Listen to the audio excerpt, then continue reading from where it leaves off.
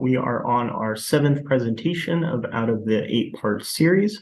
And today's topic is going to be marketing best practices and consumer protection.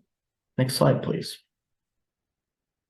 And for our presenters today, I'm joined by Matt, Cynthia, and Mike.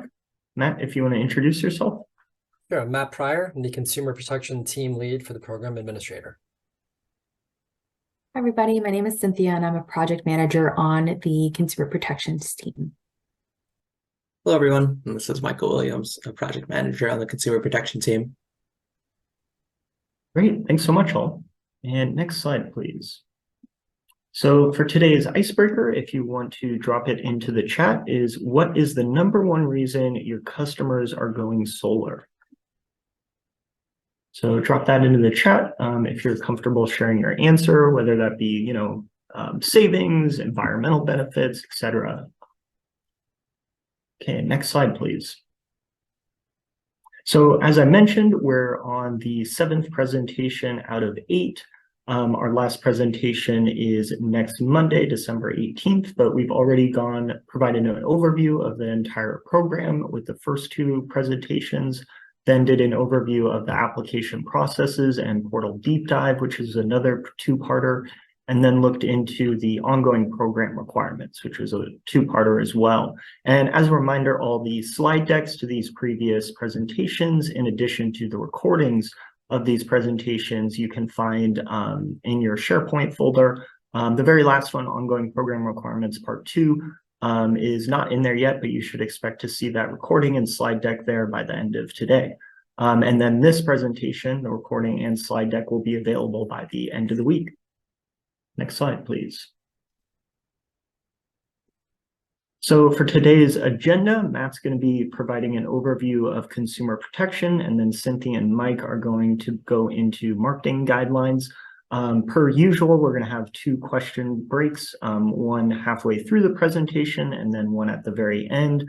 Those will also be accompanied by knowledge check sections as well, where we'll be testing your knowledge, and there's a total of 9 questions for this presentation. And so with that, I am going to hand it off to Matt to start with the first half of the presentation today. Next slide, please. Thank you, Connor. Again, my name is Matt Pryor. I'm the Consumer Protection Team Lead, and I'm going to take you through an overview of the consumer protection process, how we deal with things internally at Energy Solutions, the Program Administrator, and some key issues facing consumer protections in Illinois Shines. Next slide, please. Before we get into the inner workings of the CP team, we want to discuss one of the key consumer protection requirements in Illinois Shines. This is the disclosure form. Since the inception of the Illinois Shines program, the Illinois Power Agency has required that approved vendors and designees provide customers with a standard disclosure form. As I mentioned, the disclosure form is a key consumer protection requirement in Illinois Shines, as it ensures customers receive accurate information about the program, the solar project, including its size, cost, operations, warranties, and financial benefits, and consumer rights. It also allows customers to shop around and compare offers from multiple installer or AVs before signing. The approved vendor or designee must provide a copy of the applicable standard disclosure form with all relevant fields completed to the customer, including the relevant informational brochure attached as the first 2 pages.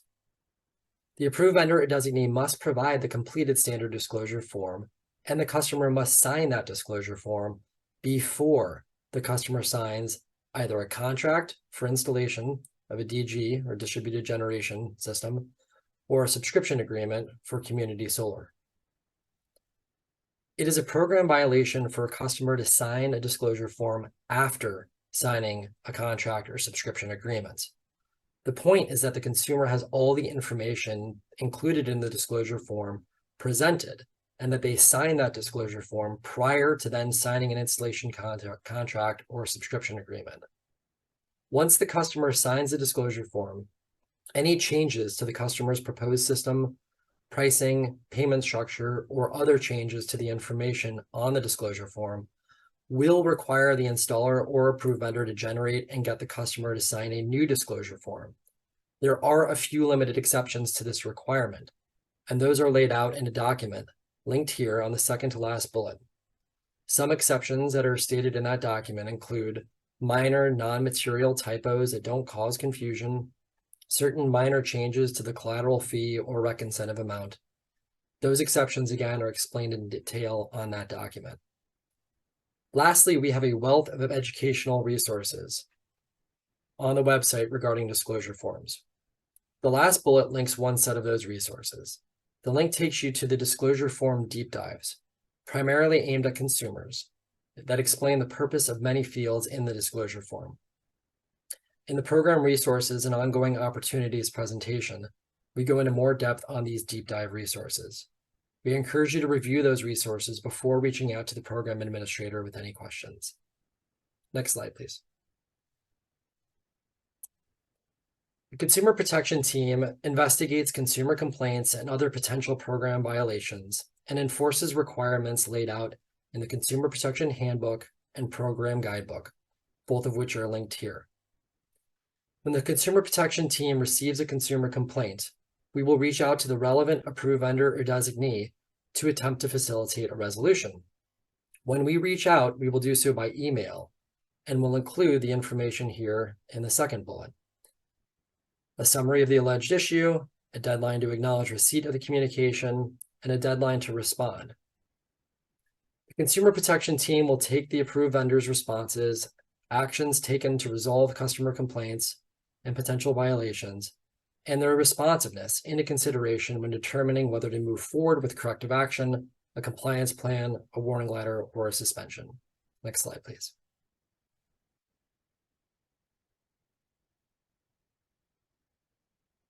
The program believes in the importance of transparency on consumer protection issues, so consumers have all relevant information when making a decision on companies for their project's installation or subscription agreement.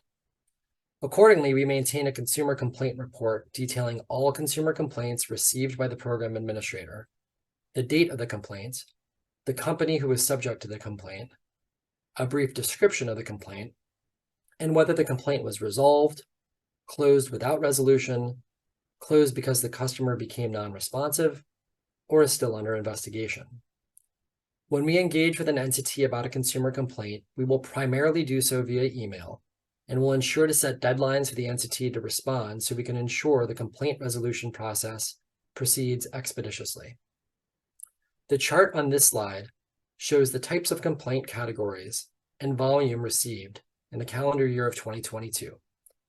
As you can see, the top categories of consumer complaints in 2022 were related to delays in approved vendors and designees submitting the Illinois Shines application for customer projects, mechanical and installation issues, such as leaky roofs, and misleading marketing. Next slide, please. If the program administrator believes that an entity has violated a program requirement, we enter the pre-disciplinary and disciplinary process. I cannot underscore enough the need to be responsive to the program administrator.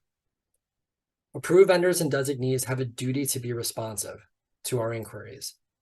Failure to respond to the program administrator's requests or inquiries within specified deadlines may result in a finding of a violation of program requirements regarding responsiveness.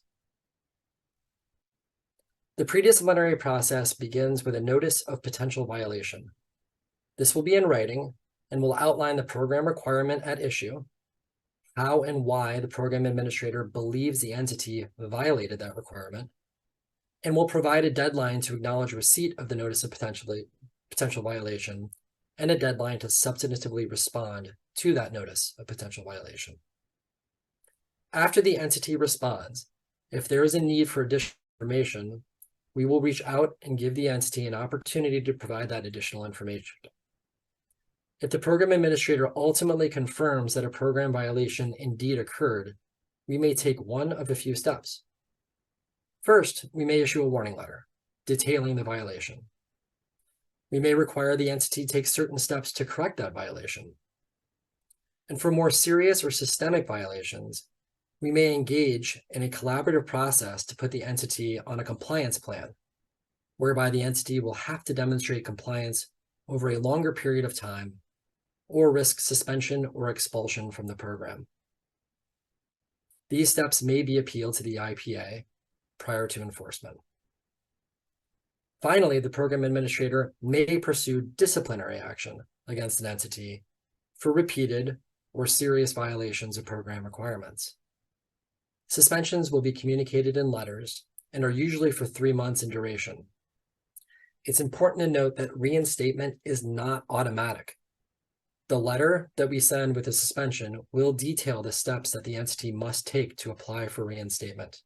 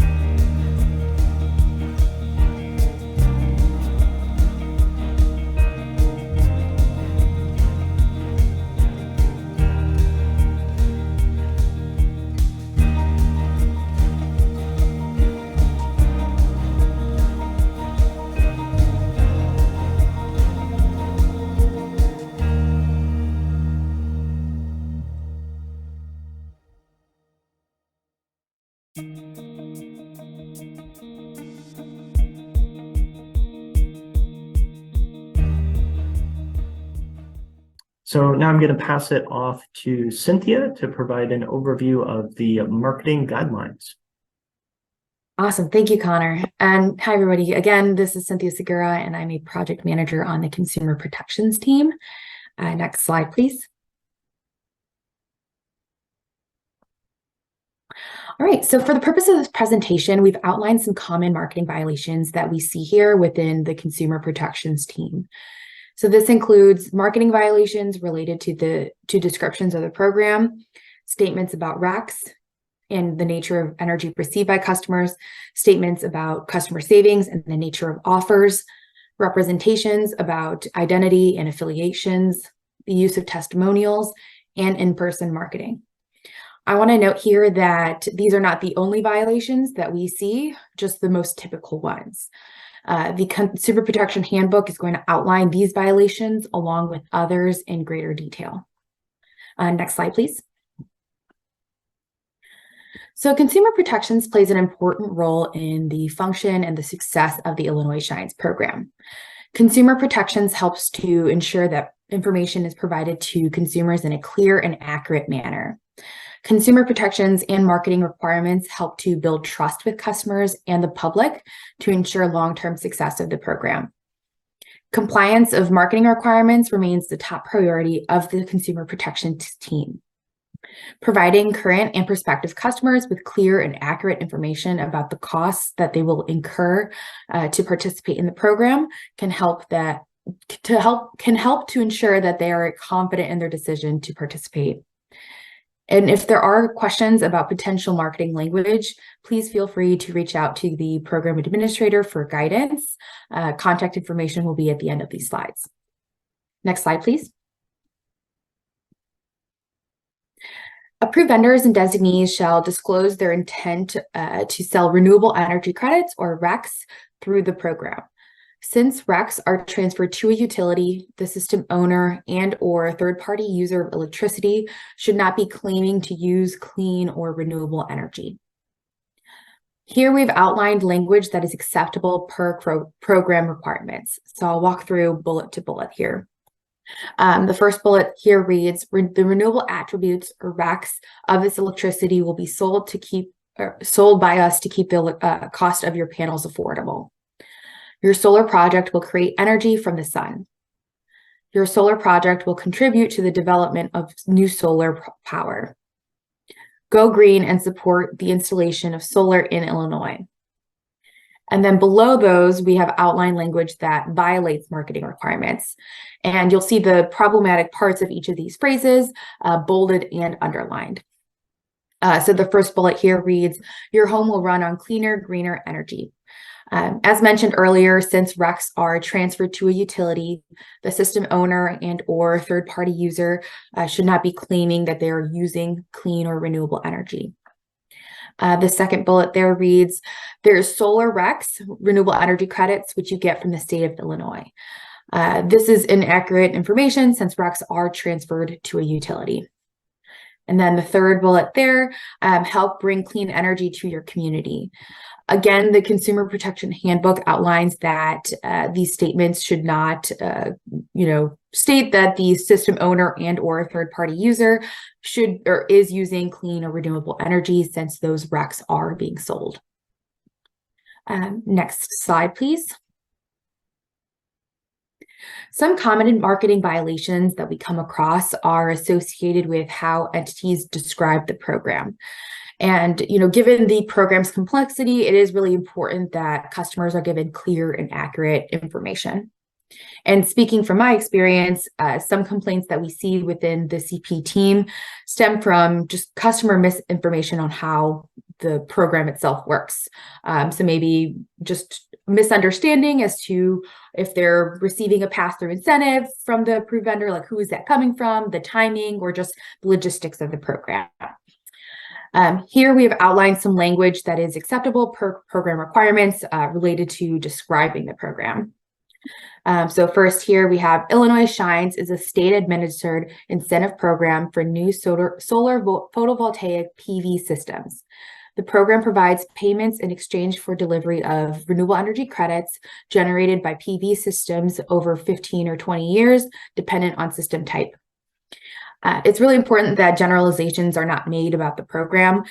So like in this case, the language outlines that outlines the varying length of REC contracts and that it depends on the system type. And the second bullet there reads, the adjustable block program is another name for Illinois Shines and the name used in the Illinois Power Agency Act. participation in the Adjustable Block Program is the same thing as Illinois Shines. And then below that, we've outlined language that, again, violates marketing requirements. And again, you'll see the problematic parts of each of these phrases bolded and underlined. So the first bullet there, we have the Adjustable Block Program, also called Illinois Shines, was created as a way for utilities to obtain RECs from their customers who have renewable energy systems. Solar system owners can take advantage of the Adjustable Block Program by entering a 15-year contract to sell RECs to their utility. Under this contract, the utility offers an upfront payment to the customer for all the RECs their solar system is expected to generate over 15 years. So there are a number of things that might be problematic with this phrase here, or this description of the program. So first, solar system owners are not receiving a REC contract. Solar system owners are not entering into a REC contract with their utility. The approved vendor is entering into a REC contract with the utility. So that is inaccurate information there. Number two, REC contracts, again, vary in length depending on system type. So not all REC contracts are 15 years. Again, it's important that generalizations are not made across the program, and customers are given clear and accurate information in regards to their project. And then number three, the utility does not issue an upfront payment to the customer for the RECs. Again, the contracting utility pays the approved vendor for RECs. Many customer agreements may outline that their approved vendor will pass through some or all of the REC payment to the customer, but this varies by the customer's agreement with their approved vendor, and this is not a program requirement. And then the fourth thing with that bullet there, not all REC payments are issued in a lump sum. Similar to contract length, this is going to depend on system type as well.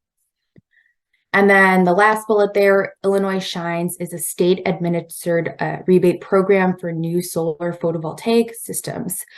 It is preferred that entities do not refer to the Illinois Shines program as a rebate, but rather as an incentive program.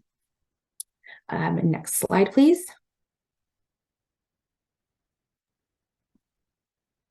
And I will hand it to my colleague, Mike. Thank you, Cynthia. All right, the next section we have is on statements about customer savings and the nature of offers. Approved vendors and designees must accurately explain the program to their customers. AVs and designees shall accurately portray prospective customers' anticipated costs and savings. Approved vendors and designees shall not make any demonstrably false or unsubstantiated statements about whether or to what degree an offer will save customers money. There are certain saving statements that can only be made if they are backed up by an offer. Approved vendors and designees may not claim that customers A are guaranteed to save money, or B will save a certain amount of money unless the customer contract includes an explicit and binding savings guarantee mirroring that claim. The program administrator is not aware of any contracts that are completely free to a customer. Approved vendors and designees shall not make claim offer is free, no cost, or $0 unless the customer is guaranteed to not have any financial obligation for the solar project or community solar subscription. Free, no cost, or $0 may only refer to offers in which there's a guarantee the customers will not pay anything, including but not limited to lease payments, power purchase agreement payments, subscription payments, enrollment fees, ongoing monthly fees, early termination fees, or tax obligations. Approved vendors and designees may make offers for $0 down or no upfront costs if these statements are backed up by their offers.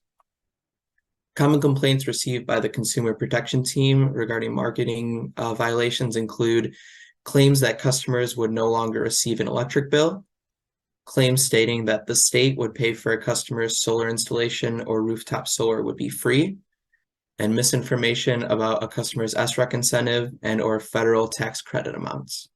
Next slide, please. Continuing on with statements about customer savings and the nature of offers. Not acceptable language for this category includes eliminate your electric bills, and get paid by the utility to go solar. There are no added costs to join, cancel, no reoccurring subscription fees, and no gotcha moments. But this third bullet point, this is in regards to community solar offers. The program's not aware of any community solar offer that does not have a reoccurring subscription fee, which is the issue there. Language that must be supported by an explicit savings guarantee in the customer contract includes you are guaranteed to save money and you will save a certain percentage on your utility bill. The language below is acceptable if these statements are backed up by an offer and an objectively reasonable and good faith basis is made for these claims. Examples include lower your electric bills and save money by going solar. Next slide, please. All right, the next section we have is on representations about identity and affiliates. A customer may interact with an approved vendor or designee through online channels, door-to-door marketing, or other channels. It is a program requirement that approved vendors and designees, including individual agents and salespersons, shall accurately portray their identities and affiliations. The Consumer Protection Handbook states that approved vendors and designees shall not represent, make claims, or create the impression that they are affiliated with, endorsed by, or acting on behalf of any governmental body, government program, regulated or municipal utility, electric cooperative, or consumer group, unless the approved vendor or designee A is a governmental body, government program, regulated or municipal utility, electric cooperative, or consumer group, or B does in fact have the authority to state that it is affiliated with or endorsed by, or in fact has the authority to act on behalf of a governmental body, government program, regulated or municipal utility, electric cooperative, or consumer group. Any endorsement or promotion made by an approved vendor or designee must strictly follow the authorized scope of endorsement or promotion provided by the governmental body, government program, utility, or consumer group. Some examples of unacceptable language the program has seen being used includes, we represent the Illinois Shines, we are offering solar on behalf of Illinois Shines or the IPA. An additional example for these is that we've seen in the market is that we are the only company approved by the Illinois Shines program, which is incorrect as there are multiple approved vendors and designees within the program. And then the third bullet for unacceptable language includes, we are with the utility to save you money. Although the utility continues to play a role in issuing electric bills for customers and has a role in the Illinois Shines program, an approved vendor or designee shall not create the impression that it works for the utility. Acceptable language includes, Illinois Shines is a state program that provides an incentive for solar projects, and we represent entity name, which is a community solar provider or solar company. Next slide, please. All right, the next section that we have is the use of testimonials. Testimonials can be a great way for approved vendors and designees to market their offers by using reviews from satisfied customers. All testimonials must be provided by an actual customer of the entity using the testimonial and include a disclaimer that individual customers' experiences may differ. If the testifying customer receives payment or other incentive to provide the testimony must include a disclaimer stating the customer received payment or incentive. Although the language within the testimonials are provided by customers, the approved vendor or designee is still responsible for ensuring that the language does not violate program requirements. Testimonials shall not make false claims, promise savings, or otherwise violate any of the requirements of these guidelines. For example, a customer saying that they eliminated their electric bill is prohibited. Many companies operate in multiple states, and customers' savings and experiences may differ based on the location and the availability of incentives in their area. Any testimonials that reference a customer experience from outside of Illinois must clearly state the location of the customer who had that experience. At the bottom, we can see an example of a testimonial from Jane Doe in St. Charles, Illinois. This example includes, we were impressed with the solar company's employees who came to install the solar panels on our roof We could not be more pleased with the solar company and how professional our salesperson and their crew worked. Next slide, please. All right, for the next section, the program has guidance on in-person marketing. For identification, approve vendors and designee agents or representatives who engage in in-person solicitation for distributed generation projects under 25 kilowatts or community solar subscriptions under 25 kilowatts shall display identification on an outer garment. Identification should include the agent's full name, agent ID number, photograph of the agent, and trade name and logo of the company the agent is representing. For door-to-door solicitation, approved vendors and designees must follow any local ordinances or requirements regarding door-to-door sales, including prohibited hours.